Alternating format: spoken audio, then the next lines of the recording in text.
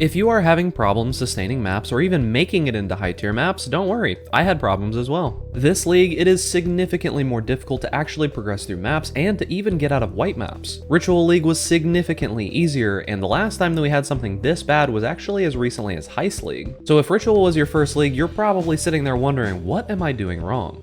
Well, I've got a couple tips and tricks that should help you bust through the wall that is white maps and hopefully get all the way up into reds, as well as sustain them for the foreseeable future. It takes just a little bit of game knowledge and the willingness to actually spend some of your resources to be able to get some returns. So let's get into it.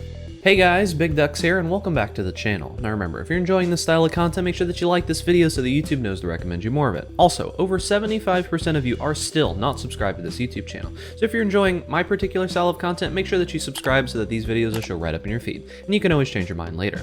Now, without further ado, let's get back into the video. Alright boys, so I have not been having too many issues with currency, however I've been having a lot of issues with maps. You might notice looking at my map tab here that I've got one lonely tier 16 map and not very much underneath that. So I've pushed up to tier 16 maps a couple times now, and I've also fallen out of tier 16 maps a couple times now. It just seems to keep happening over and over again, and map drops just don't seem to be that great. I personally am not going to have too many issues because I know how to actually work my atlas and how to roll maps and things like that, but I know a bunch of you have been giving me a ton of questions over my Twitch chat at twitch.tv/bigducks, which you should come follow, by the way. You're having issues with maps, you can't get out of white maps, you can't stay in red maps, you're having all kinds of trouble, so I'm going to make this video to tell you what you need to do to be able to get up into maps. Now, to be able to map, you kind of need to know how to work the atlas. This is going to be the first and most important thing about all of this, so if there is any piece of advice you take from this entire video, it's going to be this one. The atlas is a very interesting thing. This is the end game of Path of Exile, and the way that this works is that as you complete maps, they will unlock on the atlas for you, and then they can just start dropping normally. What you need to know about the atlas is that to actually physically drop a map, it needs to be visible on the atlas. So for example, right now you can see this tier 3 temple map. However, you'll notice that something like this scriptorium map here is not highlighted. You can't see it. So this actually cannot drop for me right now. Because I can see this temple map, it can drop. This temple map is tier 3. So that means that right now, from normal maps, from just normal map drops, a tier 3 temple can drop. However, if you take one of these Watchstones and you put it into here, you will notice that that temple map upgrades the tier 6. So now a tier 6 map can drop from the temple. So now if we continue on with that, you'll notice that temple upgrades to a tier 10, now a tier 10 can drop, and so on and so forth as you put more in here. So just remember that actually physically being able to see the map on the atlas is required to be able to actually drop the map normally. Now there are other mechanics outside of this, like certain league mechanics and certain chests and things like that ignore the atlas completely. Those aren't very common, but they do still happen sometimes. I don't know them off the top of my head because they've kind of changed over time, but just try to keep the rule in mind that if you cannot see the map on your atlas, it cannot drop. Also, we need to know how maps drop. So if you are in a normal map, say we're doing this temple tier 12 map, the highest tier of map that can drop in that map normally is going to be a tier 13. Beyond that, a boss can also drop a tier 14. So normal mobs can drop 1 tier higher, and boss mobs can drop 2 tier higher. Also, if a map is unidentified like this, like you can't see it, it's not unlocked on your atlas, the only time that it can drop normally now, since remember I told you have to be able to see it for it to drop, is that you need to do a map that is linked directly to it with these little lines here. So right now, if I wanted to drop a Coral Ruins,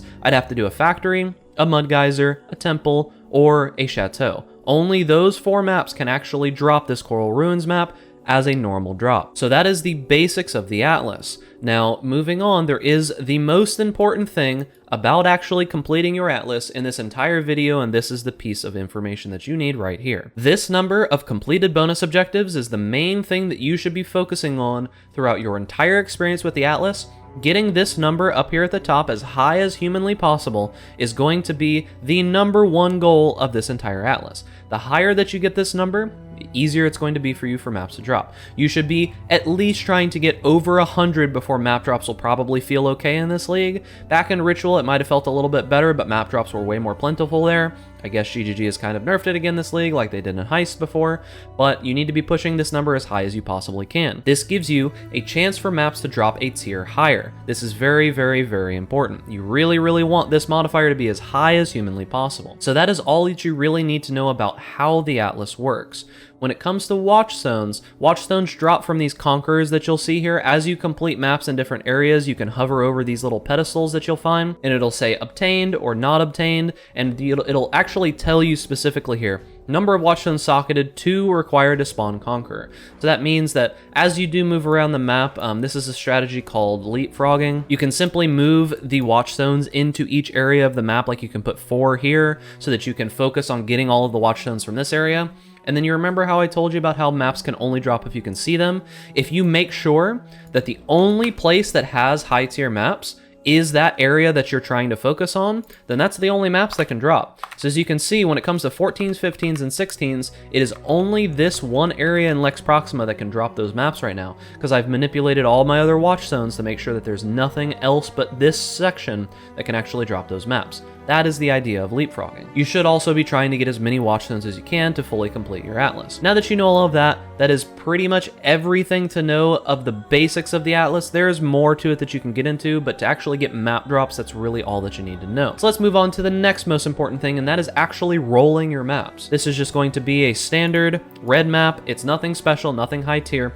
However, we're going to treat it as if this was our highest tier map that we have. So when rolling a map, there are 2 things that are extremely important, and that is going to be the quantity as well as the pack size. There is rarity as well, but rarity is not important. Ignore rarity almost always. So the first thing that you can do to juice up a map is going to be using chisels.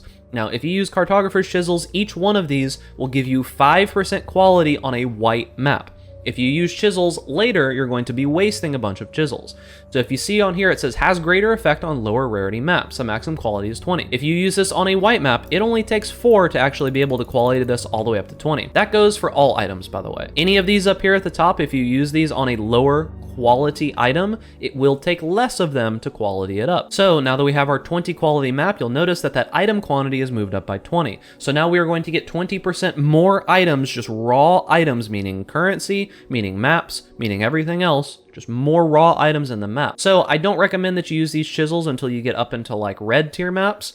That's where I would begin using them if you're needing help with that. You can always buy more. These tend to not be insanely expensive. And then you're going to want to think about how to roll the map beyond that. Now, as I talked about getting that bonus quantity before, the way that you want to be looking at that is that if you hold Alt on the map, you'll see it says Atlas map completion and bonus objective completion. So depending on the tier of map, you have to roll the map in a different way to actually get those completions.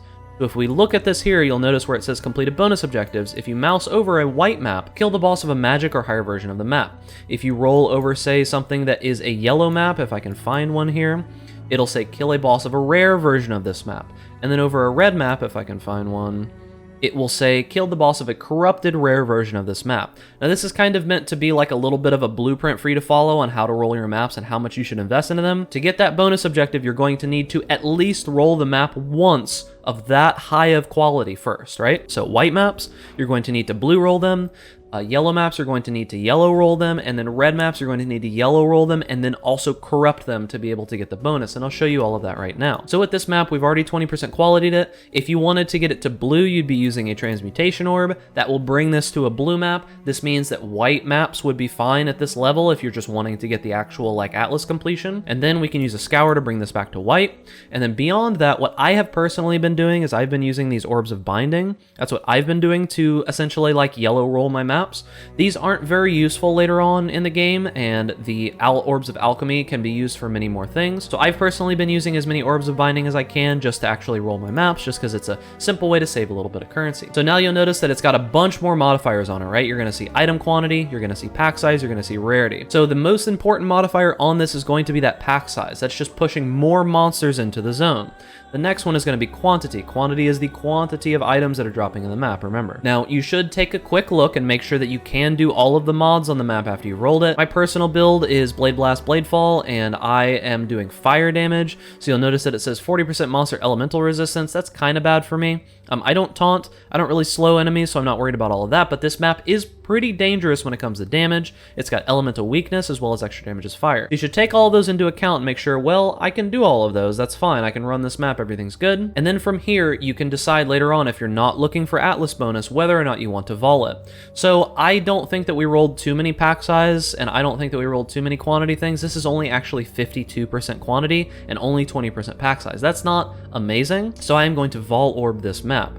Now, remember, if you need that actual bonus, you might need to vol orb it regardless. Now, why would you want to vol orb a map? What can happen when you vol orb a map? One, and probably the best thing that can happen, is that it can roll one tier higher into a randomly rolled map. This is going to massively increase the amount of maps that you get, because it's getting you a tier higher up there. It's going to get a little bit more difficult, and you're going to get more items, higher tier maps, all kinds of good stuff. This also might give you just some random completion, because you'll get a tier 13 map, for example, and you might not have that map completed, and then it's already pre-rolled, ready to go, and you can run that map and get another point of Atlas completion. The second thing that it can do is it can go unidentified. Now, if you get an unidentified map, this actually increases the quantity of the map by 30% on top of all of the ones that were there. As far as I know, the modifiers do not change. They are the same as they were before it was volled, so it's just a straight 30% bonus to quantity. The third thing that can happen is that it can re-roll and get 8 modifiers. Normally, a map can only have 6, 3 prefixes, 3 suffixes, just like most other items in the game. It can specially roll up to those 8 modifiers, and that is going to be a very high quantity, high pack size map that is most likely very dangerous. Now, beyond that, there is one thing that doesn't do very much and one thing that is bad. The one thing that doesn't do very much is that literally nothing happens, and it just is corrupted, and you get just the same exact map. And then it can also just do a hard reroll. That means that it would just be as if you chaos orbed the map. This might roll into something very dangerous, or it might roll into something that's significantly worse, and you just kind of have to be stuck with that because you can't modify it after it's corrupted. So those are the 5 things that can happen to it. 3 of them are good, 1 of them is kind of whatever, just nothing happens, and then 1 of them is bad. So you have a 4 out of 5 chance for vol orbing a map to typically be something good. Just remember to double check those modifiers after you vol it. So we're going to vol orb the map here, and nothing happened. That is kind of just what you should expect. Either nothing's going to happen, maybe something good will happen, or sometimes, occasionally, something bad will happen. So we didn't have anything happen, and that's fine. So then you would think about what are the additional things that you can do for a map besides rolling it? Well, there's a couple things that you can do. You can go into our fragments here, and we can do these here, these sacrifice fragments. Each one of these will give you a few quantity % on the map. So if you've got nothing else to push in there and you're doing a very high tier map, you can pop a couple fragments in there. I probably wouldn't use Midnights, those are a little bit more rare than the other ones. Dusk and Dawn are going to be the cheap ones. Noon is a little bit harder to get, and then Midnight is the most expensive.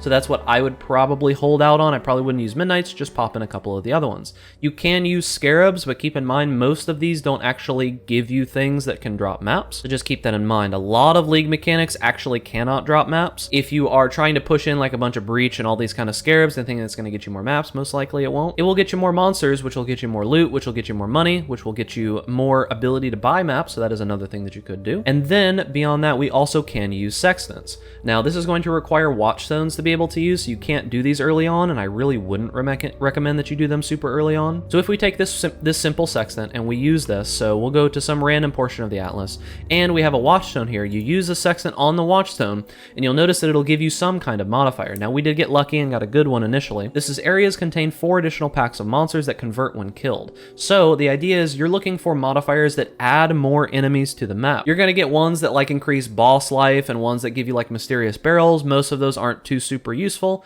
Look for ones that add more monsters to the map. You can do this on all 4 Watchstones, and you can take this Watchstone and move it around, and it will keep the Sextant. So the idea is you can move these around as you need, and you get 3 uses from a normal Sextant. The difference between these different Sextants is it's just their higher tier versions of the modifiers. So you can use Awakened ones on your very, very high tier maps, but I just probably stick with the bottom ones for now.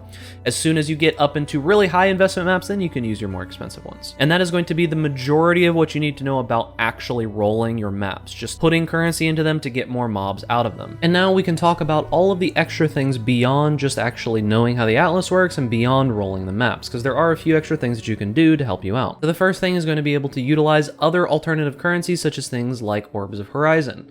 Now, Orb of Horizon is a little bit of a weird currency item because it doesn't work exactly the way that you might think. Normally you'd think, well, it reforges a map to another one of the same tier. It'll just reroll any other tier map, right? No.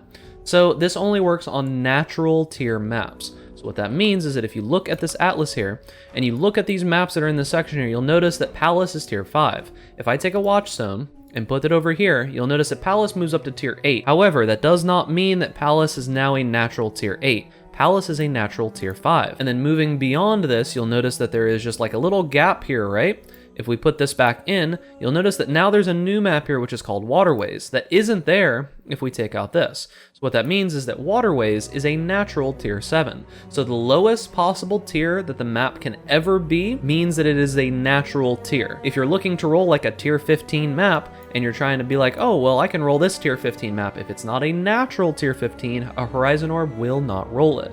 Now this has changed multiple times over the course of time, so let me know down in the comments if that's correct, wrong, if anything's wrong with that. I couldn't really tell you because it's such a confusing mechanic most of the time, but that's the way that I know it to work as of recently. So beyond that, there is one other section of the game that isn't actually fully related to maps that can actually get you a decent amount of maps, and that is going to be Alva. Now these temples, as you might know them, are going to be a good way to get map rooms if you know how to use the Alva temples, and those rooms will give you things like cartographer's boxes, as well as other items that can drop maps. This is a good way to get a boost of maps every once in a while. The temple has been vastly improved in this league, and there are a bunch of extra things that actually kind of make it worthwhile. So between that and the nodes on the Atlas trees for Alva and things, you might be able to find a little bit better results of getting maps from there. So if you're having issues, make sure that you do look at the Alva temples as well. Focus on those map rooms as well as currency rooms and things like that to be able to give you a little bit more money to be able to buy maps if you need to. Now beyond that, there is one that I think is actually the biggest thing, and that's going to be Zana herself. So first off, Zana does sell maps, and if you go over to Zana and you look at the maps that she has, you can see she's got a variety of maps here, and you can hold Alt to see whether or not you've actually completed the map or not, like I showed you earlier. Now Zana's maps actually do change occasionally, and the way that they change is when you do run one of her missions. So if you run a Zana mission, she will appear on the map. She'll give you a selection of maps that you can choose from. You can, for one, run that map, and it might be a good map. It'll just give you an extra high tier map of whatever zone that you're in if you're doing a white, a yellow, or a red tier map. I do recommend that you do these on the highest tier of map available to that color, meaning 5 or 10 or 16 if you can handle it. And then after you've opened the map, you can go back to Zana and her inventory will refresh. I would buy any maps that you have not completed at any given time. I would save your alchemies and your chance orbs for this early on in the league, and really use those binding orbs that I talked about early on to roll your maps normally. This is going to be another really good way that you can just get a boost of maps to your map pool. Now, last and not least, you can buy maps off of the trade site. You can trade with maybe some friends that you've got. There's other trading services for maps, but most of those aren't really super reliable, and especially if you're playing SSF, you're not going to be able to do any of that. So you can use those functions and those methods if you'd like, but they aren't the main ways that you're going to get it. As a kind of a recap, the main things that you should focus on is getting your map completion done, making sure that you actually roll your maps properly, make sure that you're rolling them yellow and corrupting them most of the time, and using sextants on your very high tier maps. And then make sure that you're utilizing Alva and the temples to get some extra maps into your pool. Make sure you're buying maps from Zana to get your completion up, as well as using her Zana missions to reset her inventory. All of these things together will help you with getting maps significantly more. One note about the actual Ultimatum mechanic is it doesn't really seem like it drops very many maps. I have not gotten any maps from raw Ultimatum drops. I've seen a few of them in rewards, but they've been pretty mediocre. Like, I mean, I've found like 3 maps in rewards since the league started. I don't really feel that they're too super worth it. That's going to be most of what you need to know to get up into higher tier maps. Just remember all those little things. They do all really matter, and when they come together, you'll have a significantly easier time getting through the game. And that is going to be it for the video. So remember, if you have any further questions or any further problems with any of the stuff that I've talked about in here, you can always come and join me on my Twitch stream at twitch.tv/bigducks. If I'm live Monday through Friday, 11 to 4 Eastern, you might be able to come and find me, and I will be happy to answer your questions. But if I'm not live over there, make sure that you join my Discord. Both of those things are linked down in the description. I'd be happy to have you part of my community. There's a bunch of helpful people over there. I'd be more than happy to answer some questions for you, so make sure that you come and be a part of the community. So remember, guys, if you enjoy this content, make sure that you like this video, subscribe to the YouTube channel for more content similar to this, and stay safe out there in rank class. And I'll see you guys in the next video.